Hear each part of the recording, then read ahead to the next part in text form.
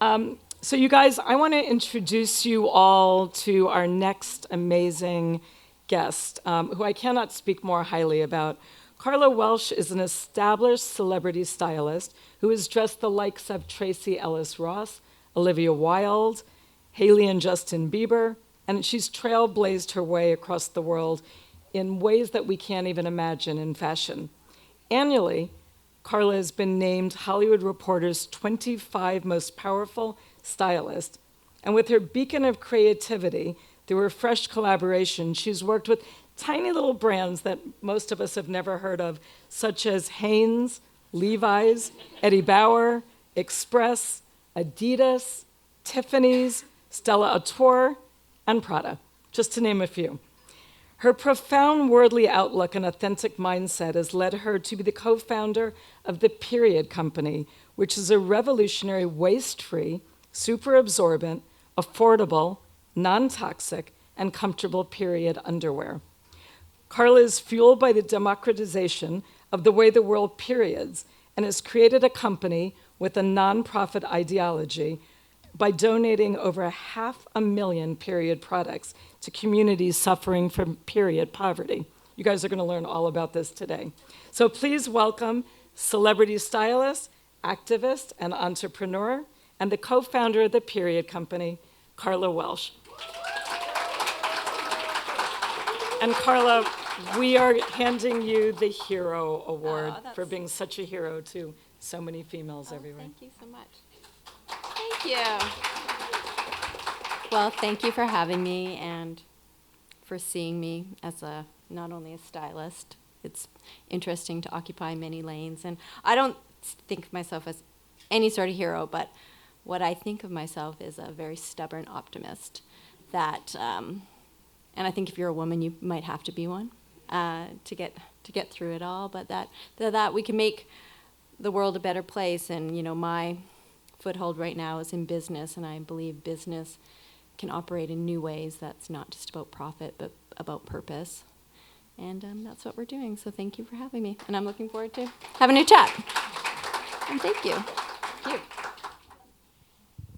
So you guys, I'm so excited to interview Karla. She has started and is a part of so many important businesses. And as Karla said, she is not just a stylist.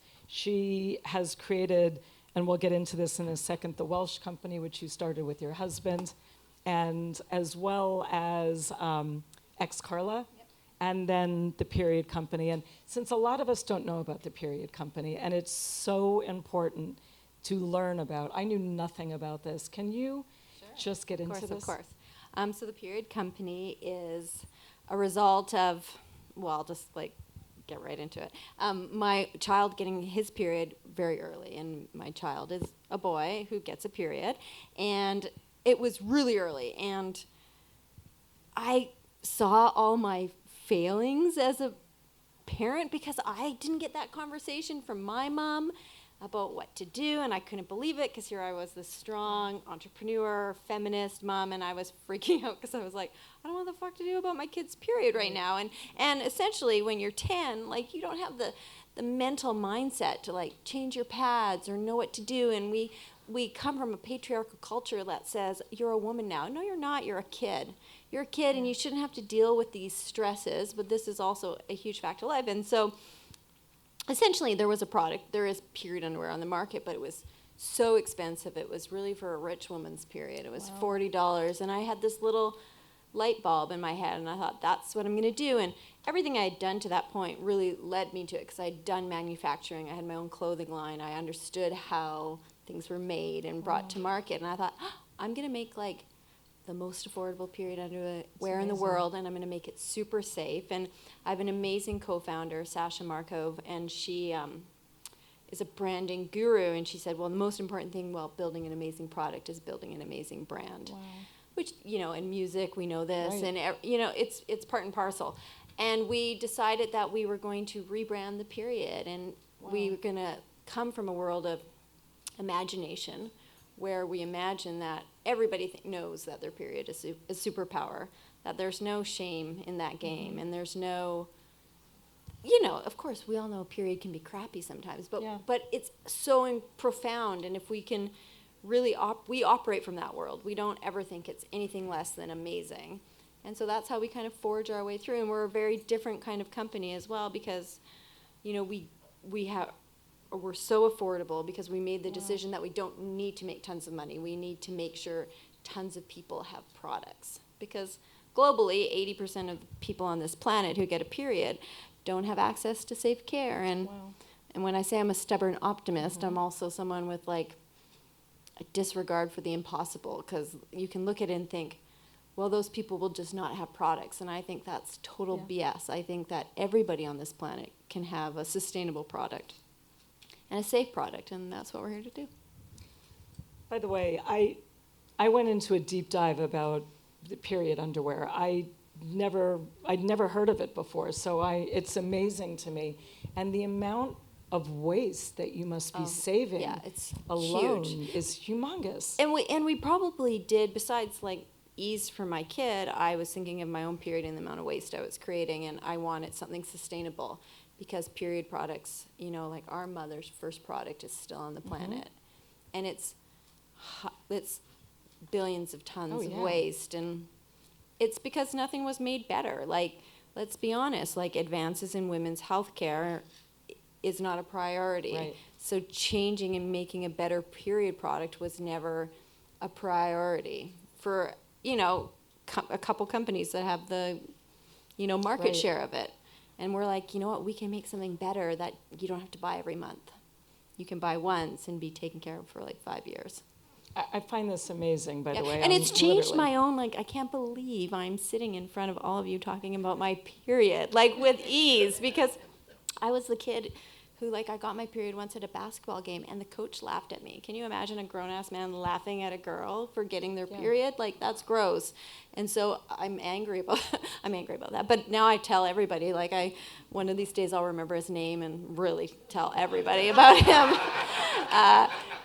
And then he'll really be mad. And then he'll know I got him. But it's so now I just talk about my period, because I think the more you say period, the less, there's nothing. It's period. That's why we named our company. Yeah, period. The amount of times that we were embarrassed to go in and get Kotex, that's how old I am, or tampons, I mean, And imagine, imagine, because we have to imagine a better world than we're in, because we see the cracks in this old world. We see the cracks and the possibilities, the gal before of women leading and women taking charge of their own creative selves. It's take charge of your period and imagine that it's so much better, because that will change everything.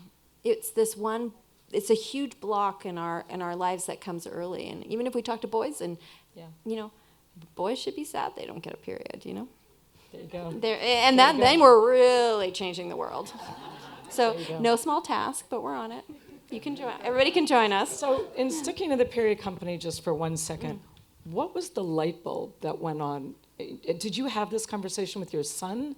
Was there just some, besides knowing that, there's a need for this and there's one other company and it's very, very expensive, what was the defining moment?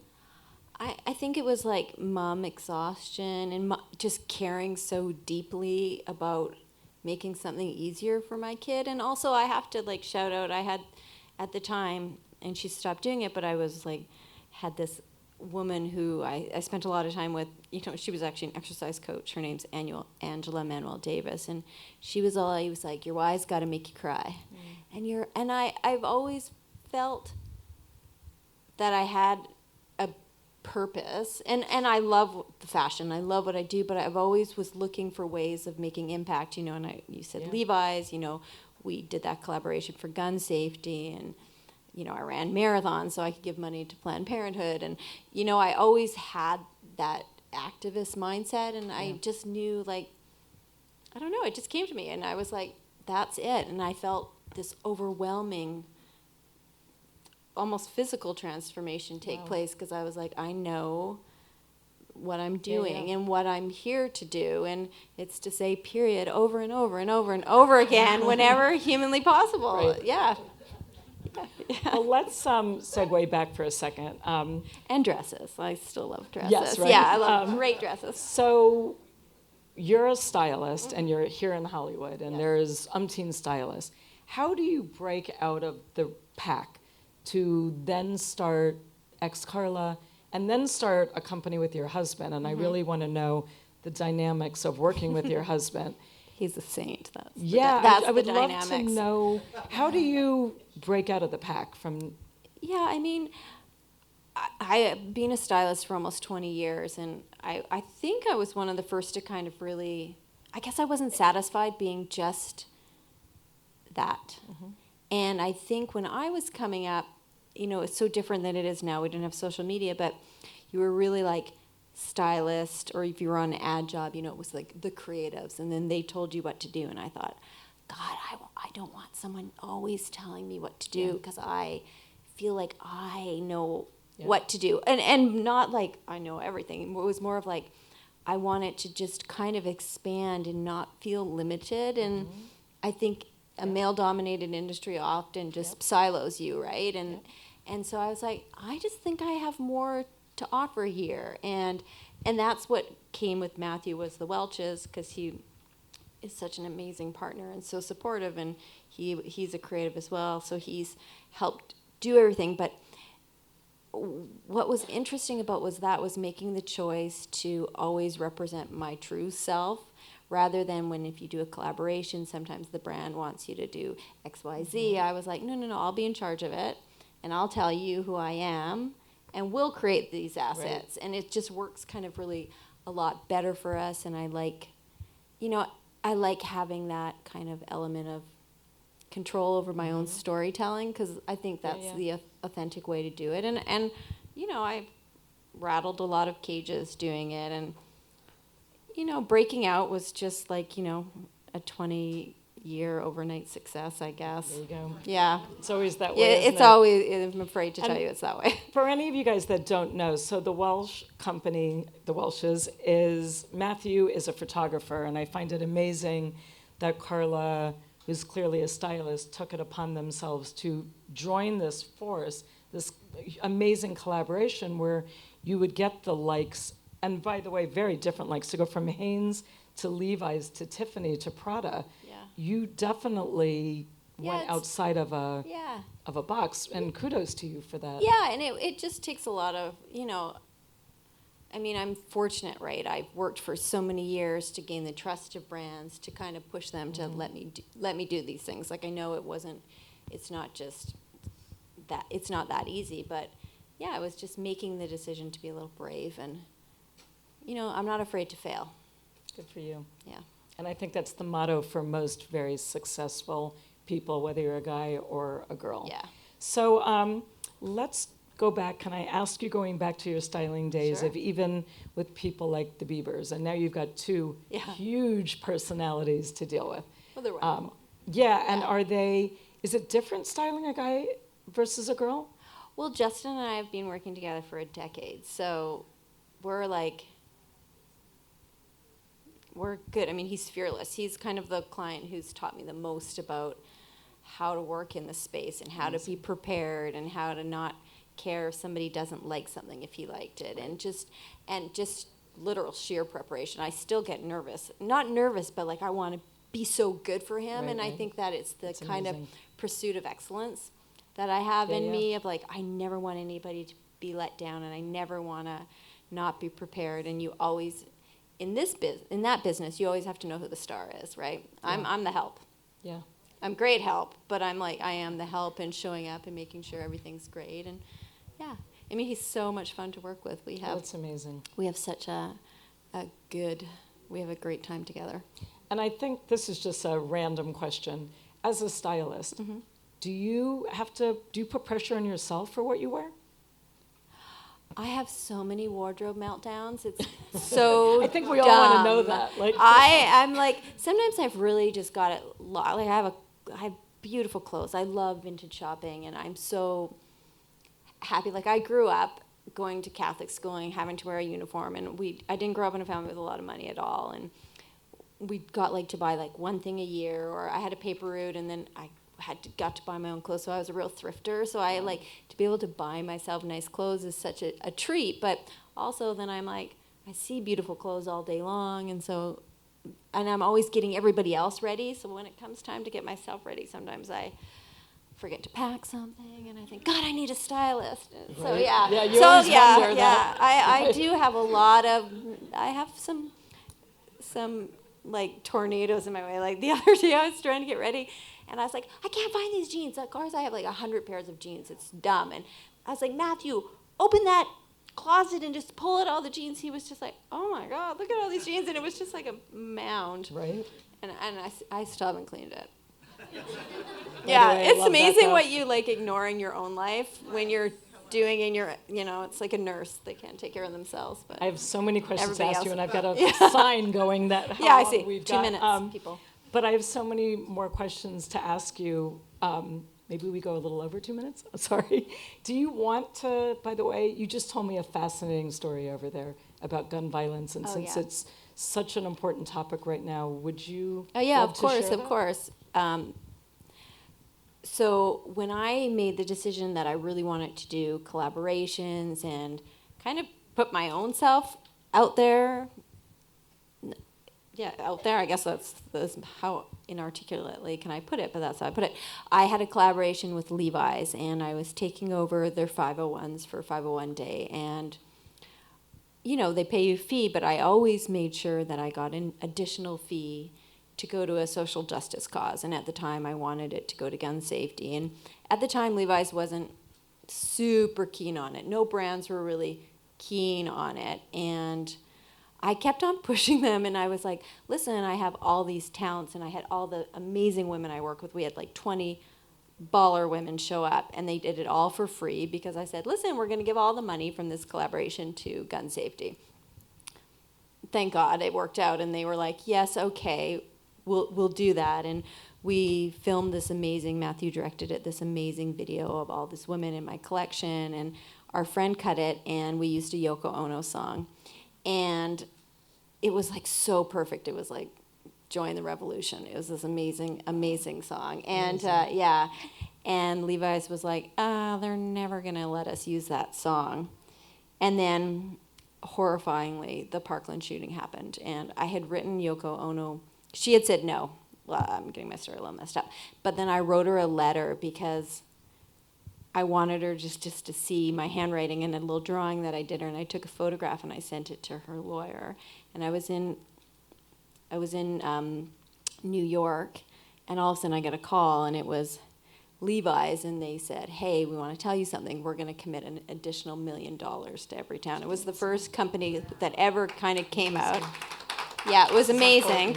And then the second call was Yoko Ono's team saying, of course you can use the song. And it was like, that was like such a moment of like, where you felt, oh God, like I tried to join the Peace Corps when I was younger, and they didn't want me. That was like when I finished high school, they were like, you literally have no skills. You can't join the Peace Corps. And I was like, oh my God, you have to be something like a nurse or a doctor. And I was none of those things. I was like, I don't. And so for me, that was such a moment of like, yes, I can have like, in maybe fashion is a bit of a, like superficial, even though I think it has great depth, but for a lot of people, it doesn't have any meaning. And I was like, yes. That story is amazing. Yeah. I'm sorry I had to. No, I love that. I'm happy to share it. In closing, because they're going to kill me if we stay on, you've got such a founder's mindset, and you're able somehow to. This woman can prioritize 4 existing companies, including her styling. What can you give people watching and in the audience? What advice? What advice do I have? I think it's like,